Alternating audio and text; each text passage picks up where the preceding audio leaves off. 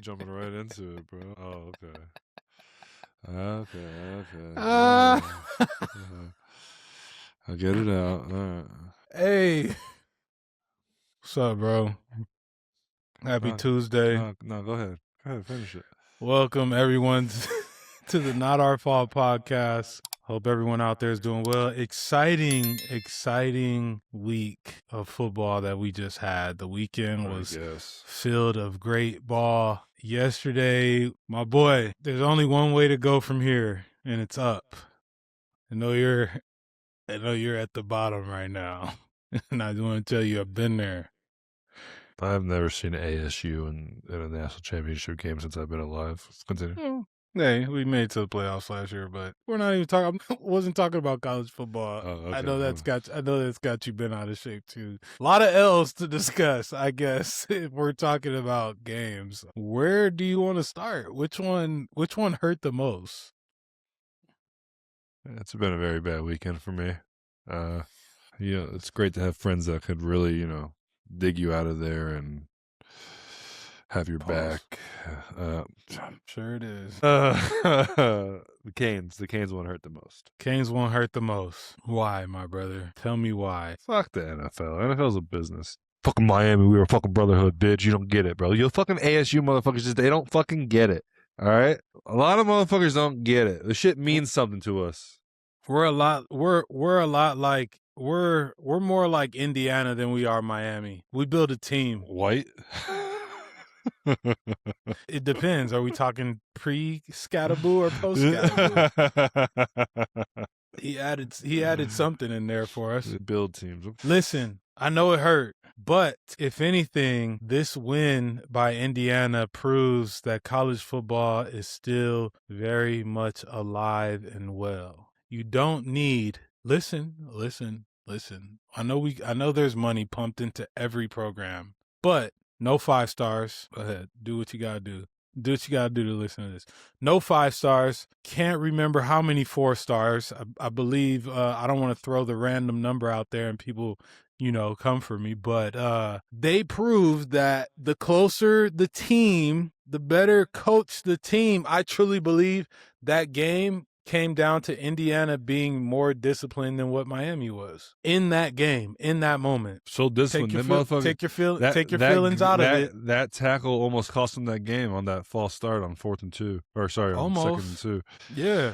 And then they called a great play. Great play. No, what are you talking about? I'm talking about when at the end of the game there's 2 something or they're like 150 left. Oh yeah. And they could have ran. They could have stopped the game. Like they could have won the game right there.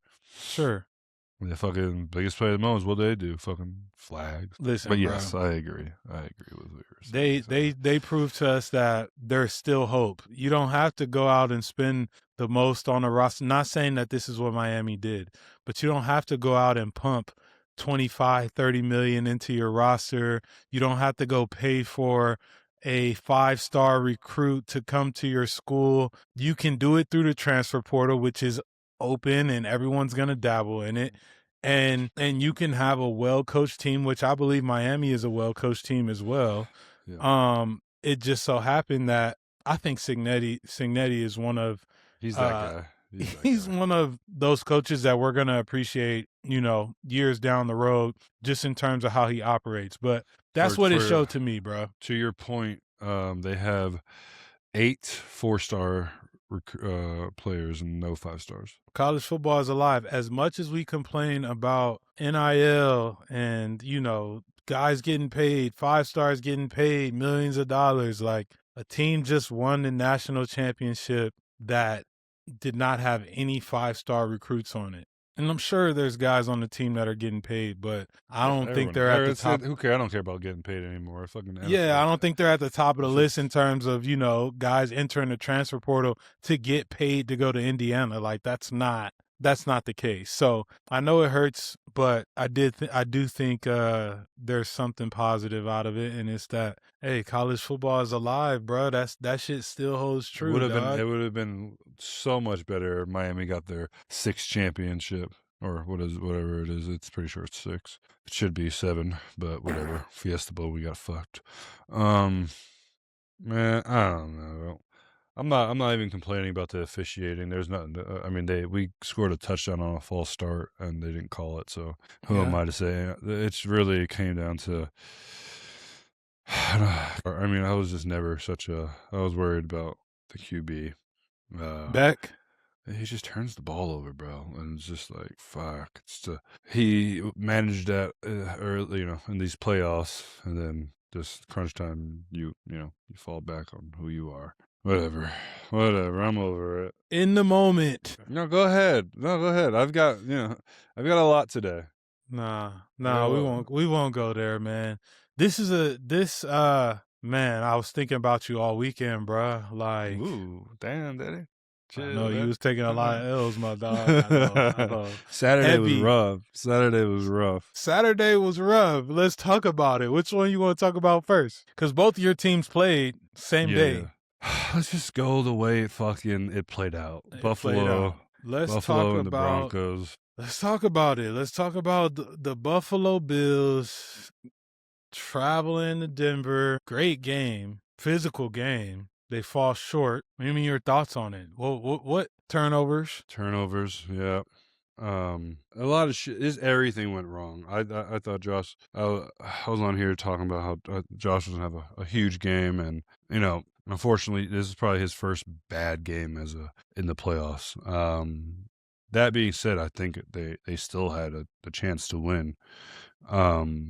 I thought they should have won. I thought that shit was a catch, which was crazy because you saw what happened with Devontae Adams. I don't know. The next day, it was the same shit. It was different. There's so many pictures of him catching the ball. It was different. With a knee down. But pull up, Shammy, pull up the picture. I'm about to send it to you. It was different, dog.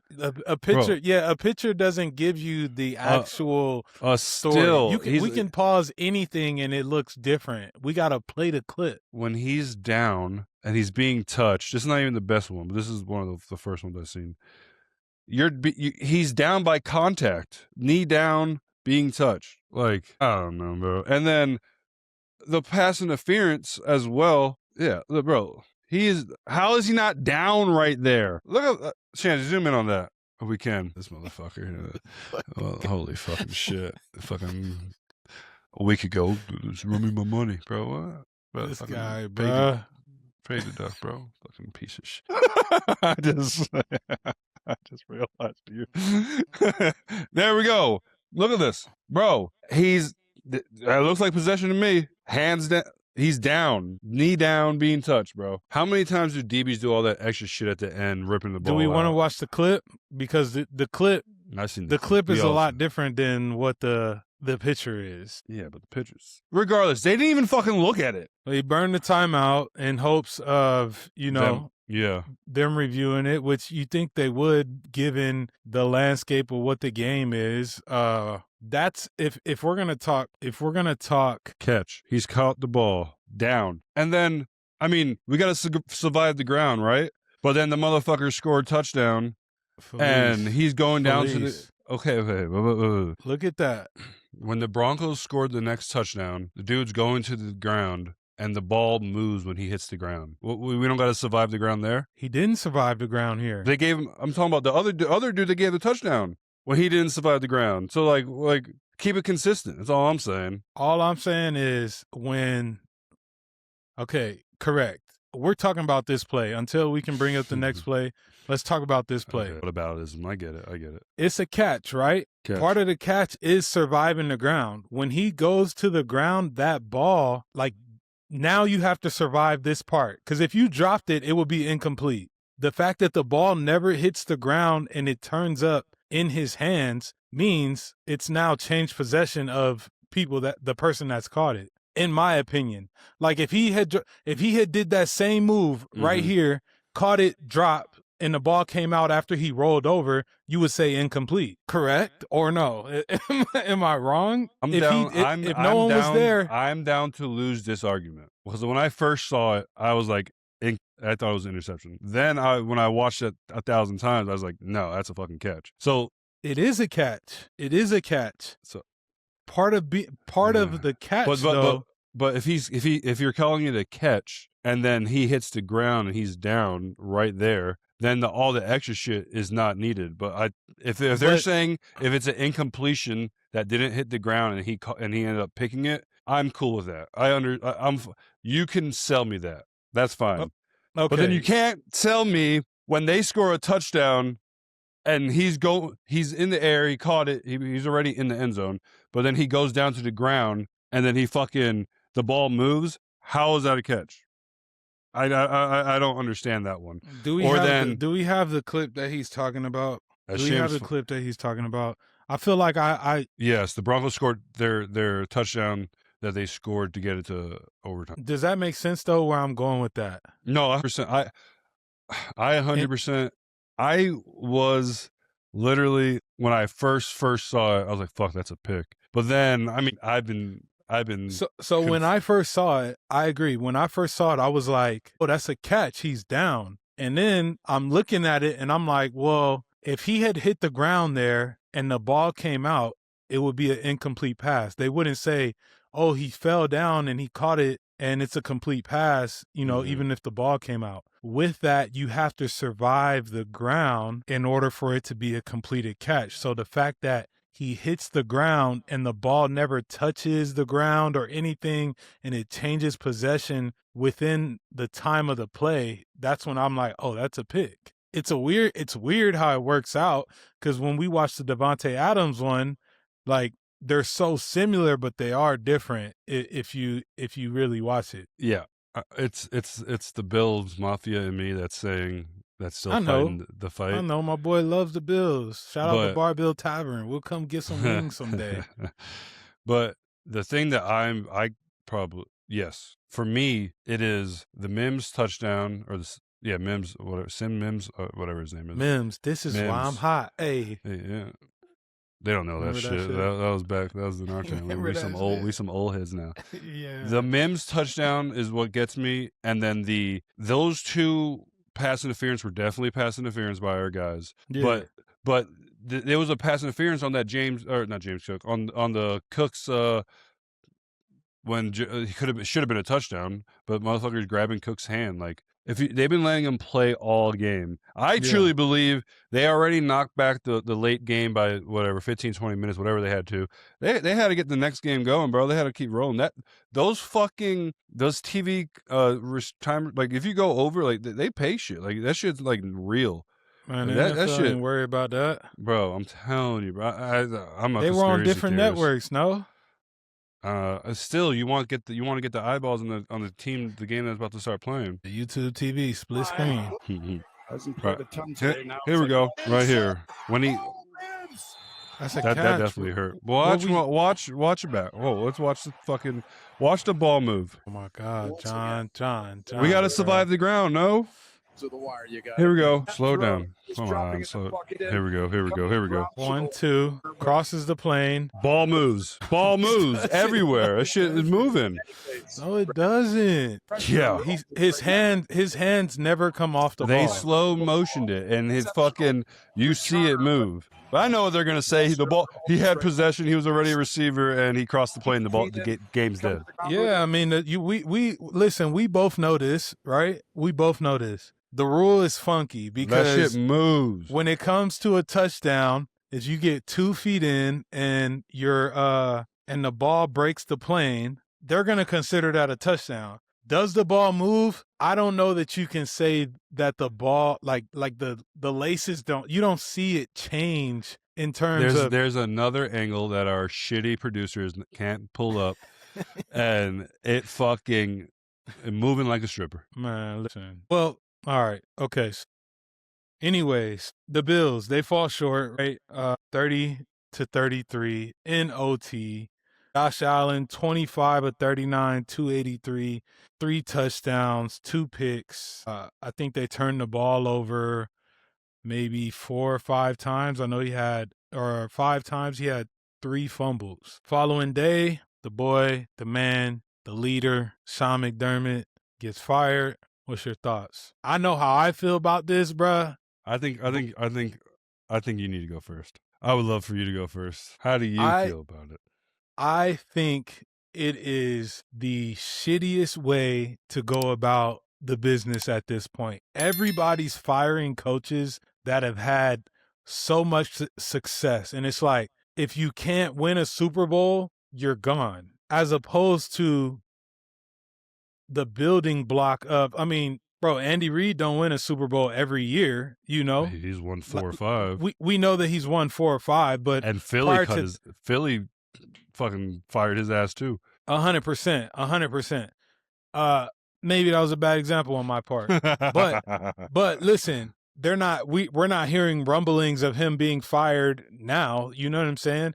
My thing is like with McDermott, I think 8 out of the 9 years that he's been the head coach in Buffalo, which we know it takes a special head coach to be able to lead in that organization, given where it is. It's not a destination that guys want to go play freely until you get there and you're like, damn, like this is first class, you know? Him being the type of leader that he is, I feel like you missed the mark in terms of like firing him because they didn't get it done, given the stat line of the turnovers and things like that. We both played for McDermott and we know what he preaches. We know how he goes about his business and we know what he's about, you know? And so to sit there and say, all right, we're gonna fire you, given you know, we know ton of injuries. I think they missed the mark in terms of trading for a receiver for Josh Allen to have. You know, there was the Jalen Waddle thing was on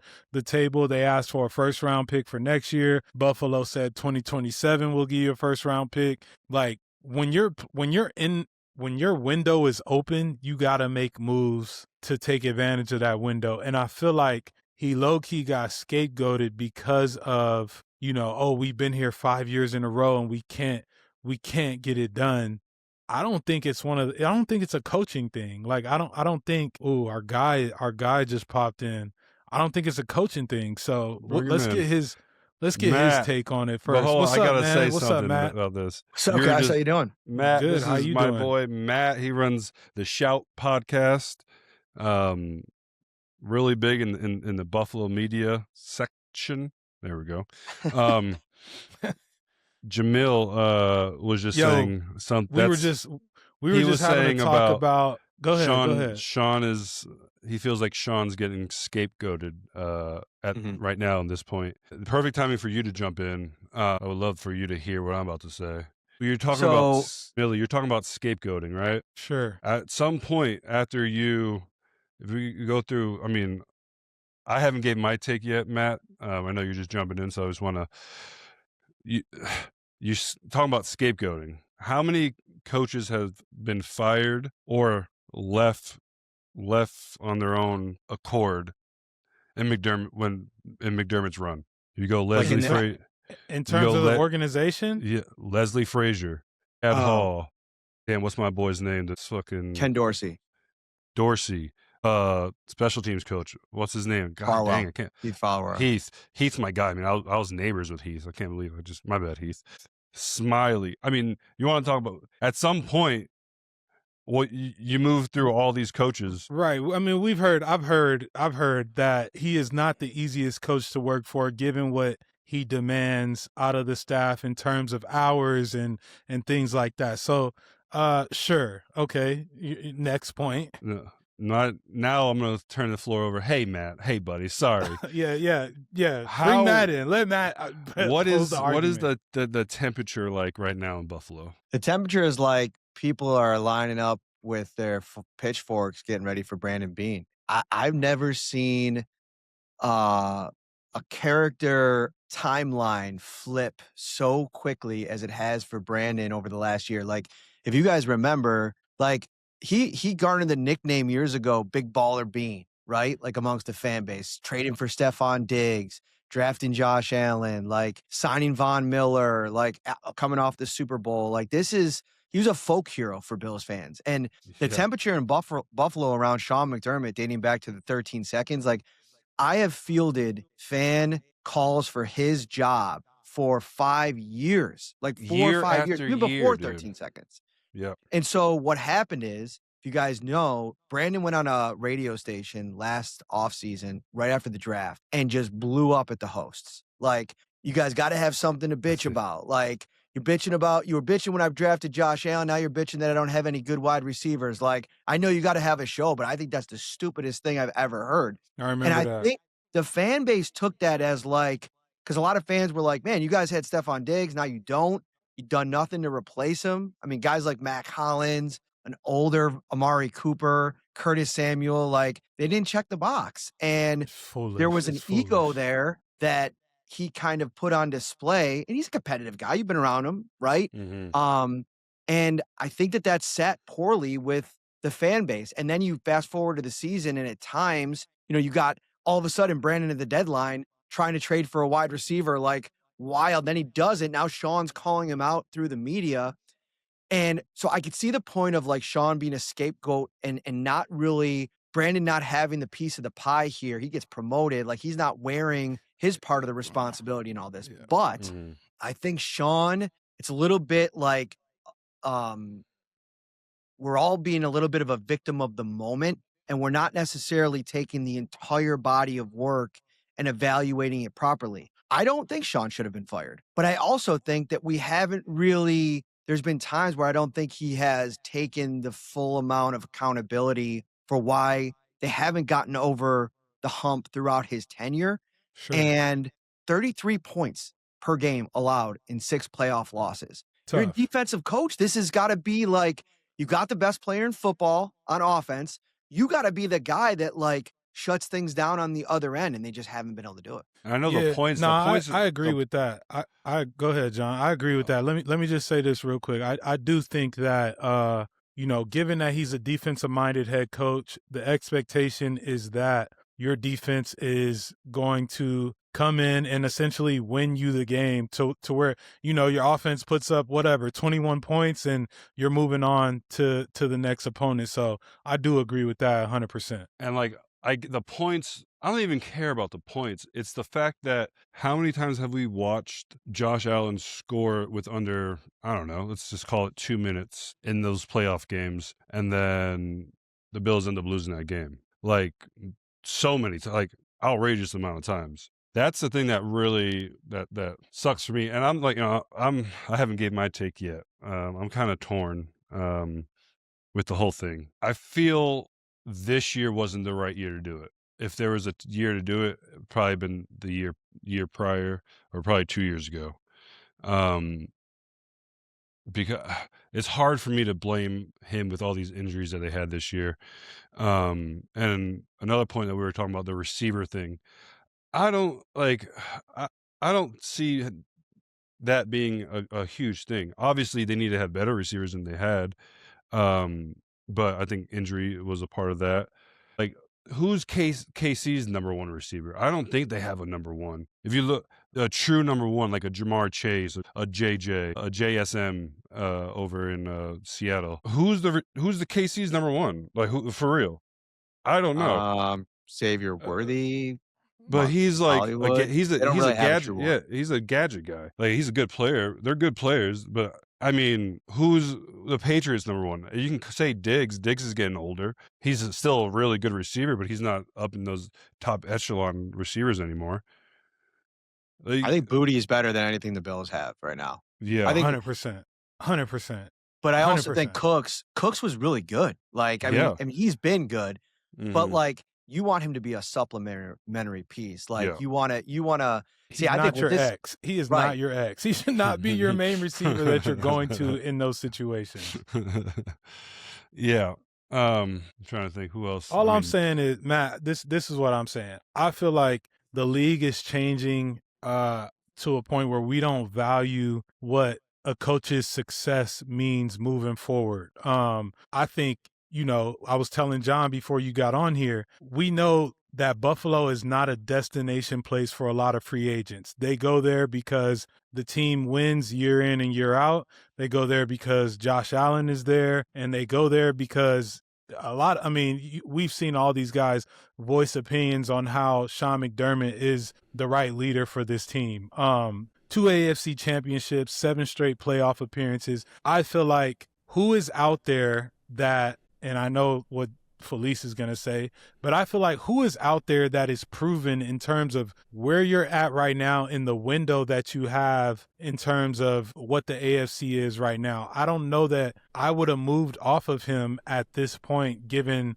the candidates out there. I think that's fair. And I think that from everybody I've talked to around the league, including people that have worked for the Bills before, it's like, if you're going to make this move, it's almost like last year was the time to do it and go get Ben Johnson, who was like the guy. And he's been the guy this year. I mean, what he did in Chicago was really impressive. And Caleb Williams, we're talking about him in a completely different way than we were a year ago. I mean, I think people thought he might be like out of the league in a year or two after his rookie season. And now we're talking about him, eventually being maybe the guy. And so that's a big piece of it. The problem is, guys, the 30,000-foot problem looking down at this whole thing is Terry Pagula mostly has been a pretty inept owner.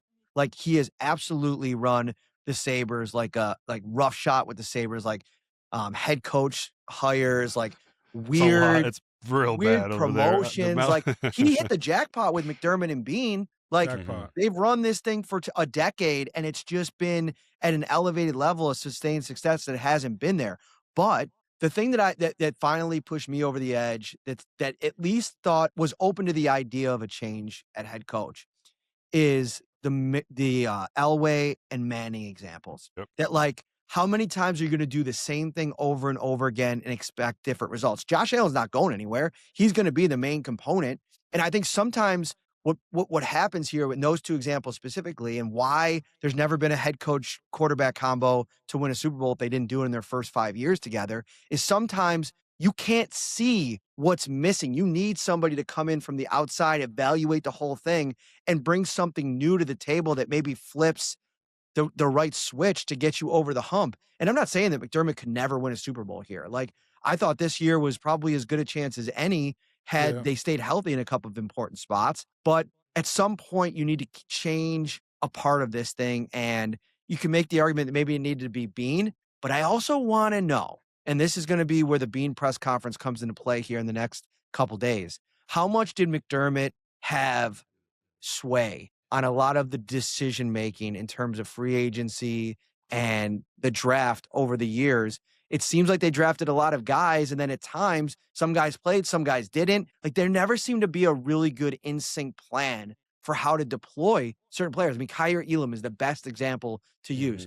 You draft him, you refuse to put him on the field his rookie season. Benford was better. I get it. But then over the course of that whole season, every which way that they handled that player, it's just Cody Ford. When you were here, John, like, they drafted him. Bean said he's a tackle. And then they get to training camp and it's like, well, he's not good enough to be a tackle yet. We'll play Ty Nsekhe, who's got like one leg, and we're not going to develop this guy. And we're going to see how it goes throughout the season. It's just that type of deal with this organization is something that I've always kind of taken issue with. That's a very fair point. I'm excited for that too, because being there, it was, you always thought there was, they were good. They worked really good together. I mean, I know, especially some of my dark days out there in Buffalo towards the end, at the time, I was me and Bean, I was really close with Bean. He lived, 5-6 blocks away from me, or houses away from me. And I've said some things to Bean that, was not the best for Sean. Regardless if that was it didn't mean crap to Bean. I'm not saying I had any weight or anything like that, but like, when I was very angry my last year and a half in Buffalo. You've always been angry. If we're calling a spade, you've always been angry. And but like, I knew I could like tell Bean things, and just for me to say something, not for like, kind of like what I DM'd you before. Just something to get off my chest that I don't even mind, not even really mean in the moment. I'm just angry and just need to say something. But like, it always seemed like Bean and Sean were working great together. And I seen some articles. I feel like that up until this year. I feel like we started to see the disparity come between those two. I can't remember. There was a corner that got either traded when they wanted to bring in Darius Slay, And that was like one of the first times that I heard McDermott kind of come out and voice that he didn't agree with a certain move, but it was kind of out of his control. So they tried to sign Darius Slay when the Steelers cut him. And so they claimed him off waivers. And then to make room for him, they had to release another player off their 53. So they released Jamarcus Ingram, one of their depth cornerbacks, and the Texans claimed him off waivers right as Darius Slay told the Bills, I'm not reporting. And so McDermott, who's very close to Ingram, developed him, liked him a lot, was like, you just cost us a cornerback.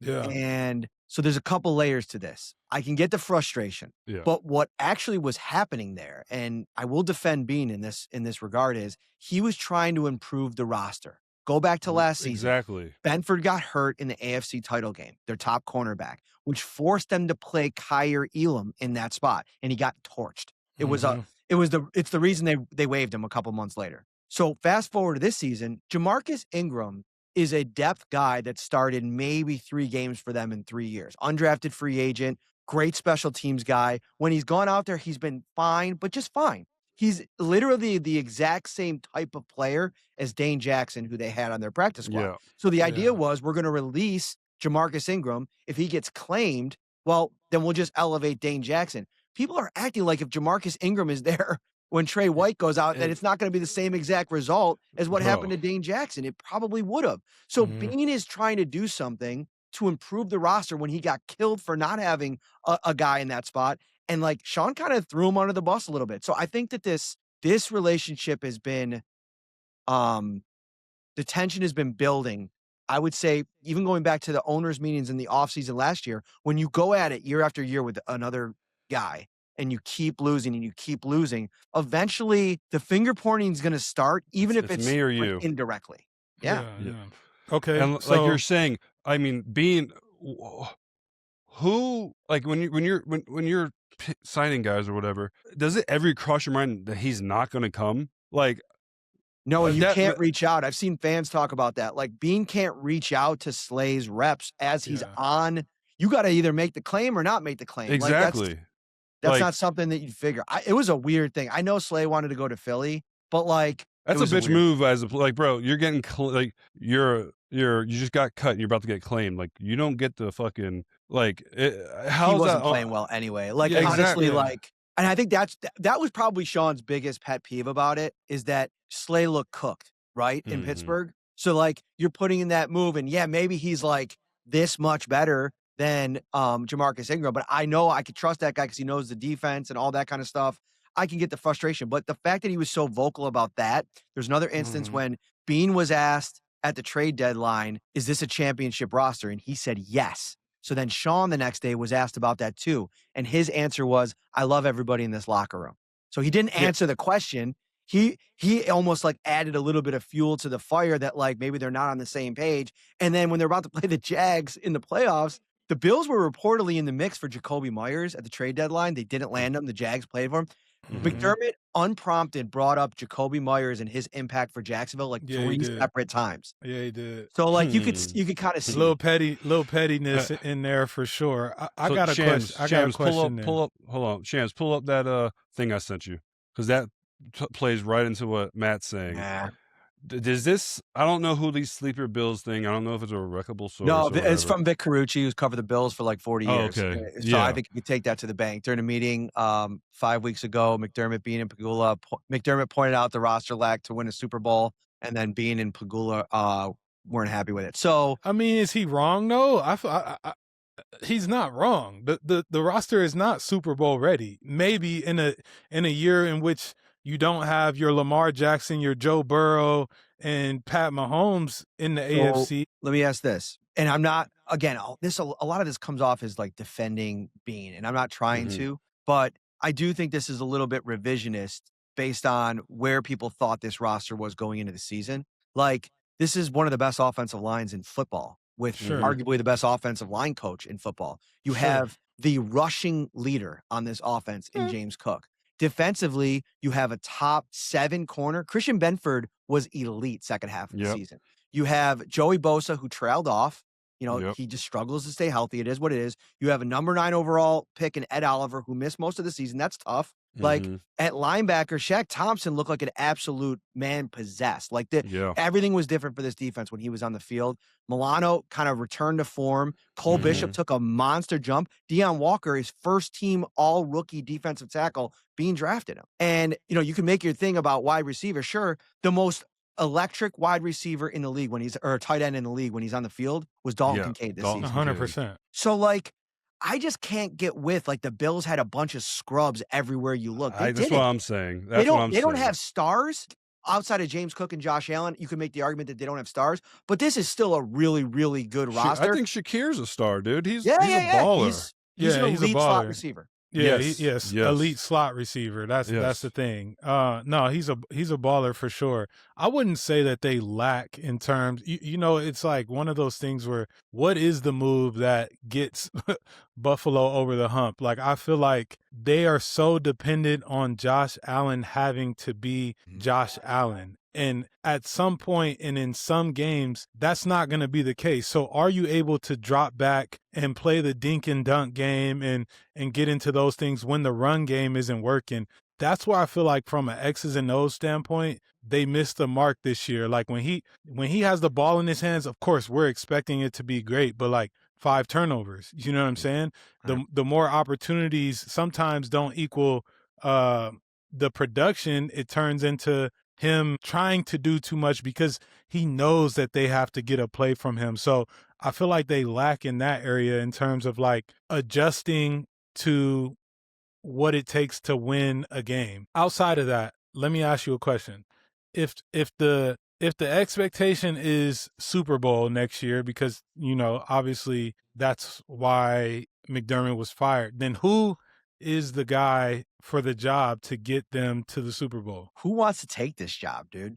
This is the pressure cooker. Like, of course, Josh Allen, right? Like, any coach would be like, sign me up.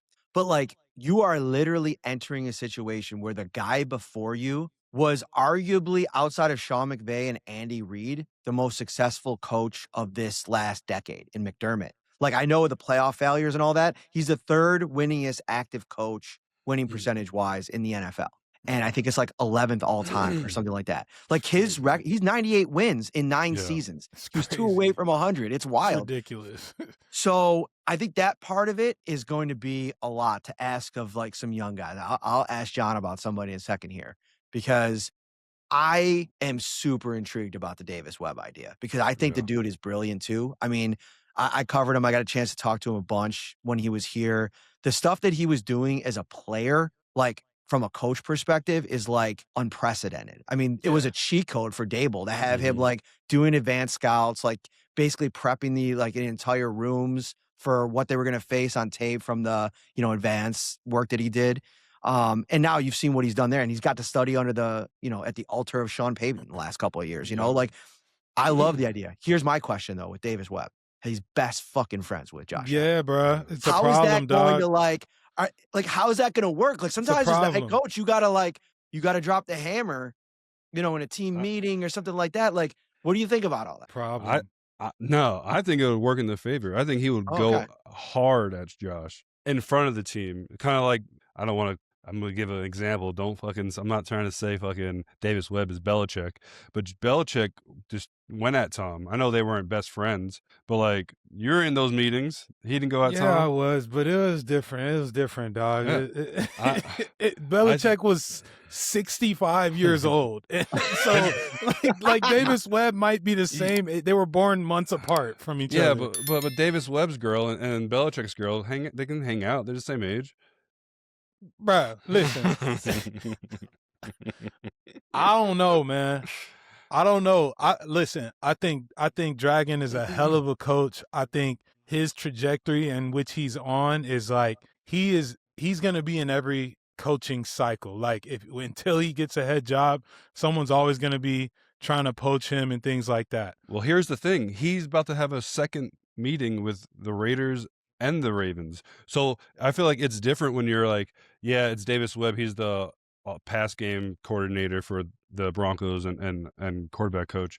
But no, he's not just that. He's getting head coach, like real chances to become a head coach everywhere. 100%, Like, which he deserves. All I'm saying is, I don't know that you can pair the friendship in the high pressure situation that Matt is talking about. I don't know how that dynamic works given first-time head coach. Are you able to put your foot down and say, this is what we're doing and this is what I believe in? Or is there that, hey, this is Josh Allen and I know that he's great, so we're going to compromise with each other. Like, and I know you have to be able to do that to some extent. Shoot, even when Dayball was there, if you had a headset on, you would hear him say, hey, he would call the play, hey, if you don't like it, OSP, off script play. Like, he trusted Josh to get us in the right position. You know what I'm saying? So I just don't know that the age, the same age thing will work out. I know you thought Brian Daboll. I have a Brian Daboll take. Let me just put this out there real quick. I think Daboll is exactly what Josh has been missing the last couple of years. And that's crazy to say because Josh is like MVP, like torching the league. Like, they just have a connection that, like, it's different. Like, when you trust somebody implicitly and, like, he'll tell you when you're fucking up or when, like, you got to do something different. Like, I'm not necessarily saying that Joe Brady didn't do that or Ken Dorsey didn't do that, but it just felt like because of when they started, it was different. And I also think, like, there might be better options than Brian Daboll. Like, it didn't go well in New York, I think, for a million different reasons. I think he was a little bit of the scapegoat and that stuff too. That's a side conversation. But the dude is a great coach. He's been around the league a ton, and there's not a person in the world. And Sean McDermott, he had Buffalo written across his chest. Like, that wasn't fake. That wasn't like an act. Like, he loved the city. He really got himself involved in the community. Brian Daboll's from here. Like, this is his world. And, like, this would be, I mean, I'm a journalist. I'm a sports reporter. So, like, I love the story angle of it. Maybe that's what's pushing me towards it. But I also think Brian Daboll's a great coach. He didn't win Coach of the Year for nothing.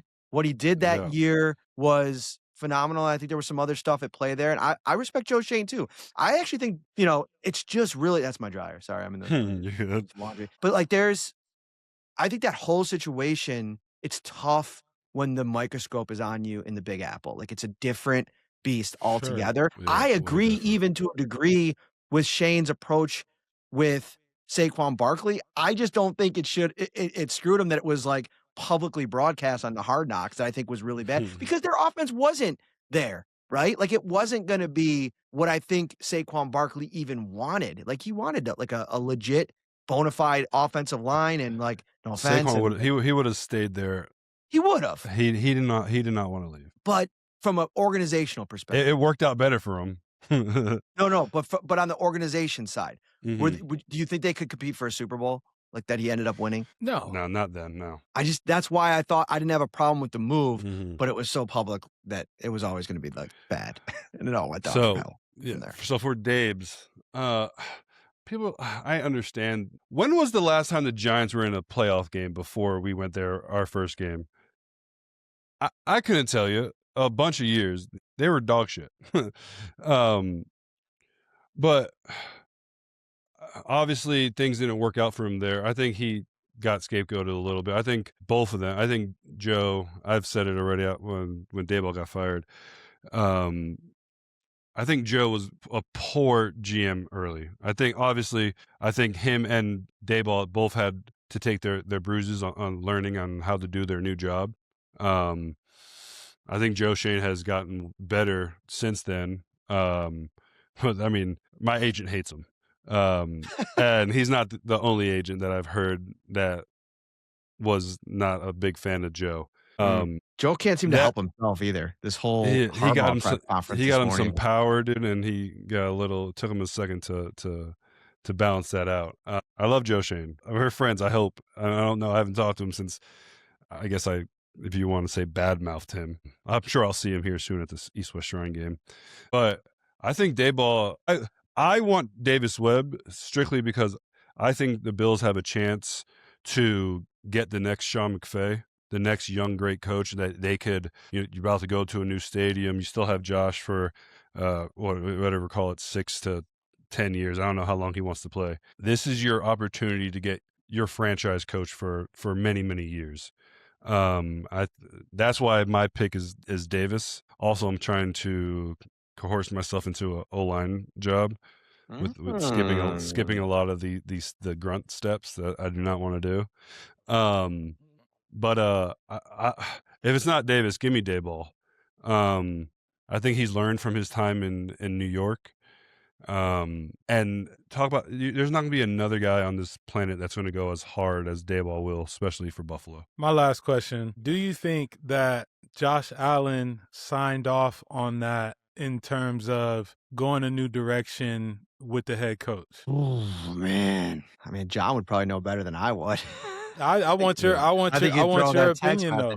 I want your opinion. No, because I don't think, this is just my perception, I don't think Bean would put him in that spot. And so if this was going to be an organizational decision and Josh is like the soldier for the organization, it was probably going to be, my guess, them doing this and then getting him up to speed on it. And listen, we usually hear from Josh at locker cleanout. He did not have a press conference on Sunday. The emotions that we saw in Josh Allen were different on Saturday. Like, I know that was a tough loss. I know that he felt responsible because of the turnovers, but he was inconsolable before he walked out of the out on the podium. I mean, he was very emotional. And so you have to wonder, given that story that you put up on the screen a little while ago, is this something that was permeating within the team that they kind of knew I believe so. If they didn't win, that Sean was probably going to be gone, and if this was something that was kind of, there. For your question, Millie, the one thing that always, I don't know, I love Josh Allen. Josh is a bro, great we know person, you love Josh. Just say what you gotta say, bro. The thing that just especially towards the end of my career, my time there, when they benched me for Bates. Damn, coming at Rick hard. I love Rick's a good dude, but I mean, I believe I'm a better football player than him. And there's other times, like, the thing that I wish Josh would do more is fucking lay his nuts down in the building. Like, when you're Tom Brady, Peyton Manning, all like Stafford, when you're up there, like, he's one of those guys. Like, stop with this fucking, just, he's still the kid that didn't get any offers and had to grind and, yes sir, no sir. Like, he's not going to create any ruffles. And I just wish sometimes that he would fucking put his nuts up and be like, hey, no, like, I want this guy here. I want, like. Could this unlock that? I hope. I mean, this is the first real jolt to the whole operation since he's been there. I mean, you'd have to think that he is going to be very involved in terms of who they're going to bring for the next head coach. I mean, we saw the owner of the Ravens even talk about that with Lamar. Like, he's going to be in every meeting, and so there's pros and cons to that, though. I do think that, like, Josh, given what we know about him in terms of how he's gone about his business, I don't think he's never had to worry about who's going to be our coach. They've been having success, and so you're literally a few plays away from being in a Super Bowl multiple years. And so it doesn't feel like you need to be, this is what I want and this is what's going to happen. To Matt's point, I think now that you involve him in this next phase of bringing in whoever you're going to bring in, that is going to unlock that, like, I have some stake in this thing as well, and I would like to, voice my opinion on certain things. But it's pros and cons to that, I feel like. His track record with decision-making isn't great, I will say. Like, Ken Dorsey did not work out, and he was, I think, involved in the decision to draft Keon Coleman, and that obviously hasn't worked out. Now, I don't know how much he was. He came out after the words and said, yeah, I was watching a lot of the receivers and I love that we got Keon. I think that might have taken on a life of its own a little bit. And how are you going to predict some of the things that have happened with him? You can't really, because if you know that watch kind of his stuff. tape at Florida State, he was outrageous. Yeah, I mean, he's a freak athlete. Something's just a little bit off there. I don't know exactly what it is. And I'm not even saying with him, I'm saying with the situation. Yeah, Like when you're showing up late to meetings, I mean, I've Yeah. talked to guys in the building, like not even Bills players, but former players, like it's hard to be late for meetings when you're at the facility all the time anyway, like consistently, especially when you know, bro, this has been a national storyline on like First Take and like all the talk shows and you're still doing it. Yeah. Like that's wild. And so I don't know. I don't see how Keon's back next year. Like, I mean, this is kind of off topic. Yeah. No, you're right. Tell us how You're you right. really feel about him. Jeez. I just don't think. I don't think they could go through it again. Or maybe they think that it was a Sean McDermott thing. Maybe he didn't do a good job handling the player, didn't build a good relationship with him. I don't know. This is just me kind of trying to put the piece together. But it was a tumultuous year around Keon. Yeah, it's a shame because I mean, I like him as much as I can like any Florida State player. You know, Matt, I'm in mourning today. It's been a bad week. Yeah, buddy. Weekend of Rough. football. It's a rough night. My boy went 0-3. Bad weekend. I mean, both my NFL teams lost. Then the only saving grace I had was I thought Miami was going to get it done, and It was looking good for a minute. yeah, Just a minute. Just a minute. 60 seconds. That's it. All right, Matt, man, we really appreciate you No problem, joining guys. us. Everyone go check out the Shout podcast. Great podcast. I mean, I'm gonna be honest, I'm a big fan. I'm still a Bills Mafia guy, so I listen all the time. You're my guy. And then hopefully we get Davis Webb or Dayball. There you go. Yeah, appreciate you, Matt. man. Later, guys. Thanks for pulling up. Well, We'll talk we about the just other spent shit next time. we just spent we just spent the hour on the Bills. There's so much to talk about. Fuck all the other shit. Yeah. Saleh, head coach, Titans. I love the move. I don't know who the hell the Dolphins got. I mean, I never heard that guy's name ever Jeff in my life. Hafley. Yeah. Hopefully that works out for them. We'll shoot on the coaches next week. All right. We can shoot another day too if you want. Yeah, let's shoot another day this week. Appreciate y'all joining us. Another episode of Not Our Fault. Hopefully Davis Webb gets the head coaching job at the Buffalo Bills. Maybe he'll hire me. I need some money. But I appreciate y'all. See y'all next That's what week. happens when you bet on the Niners and the fucking Hurricanes. Peace. Peace.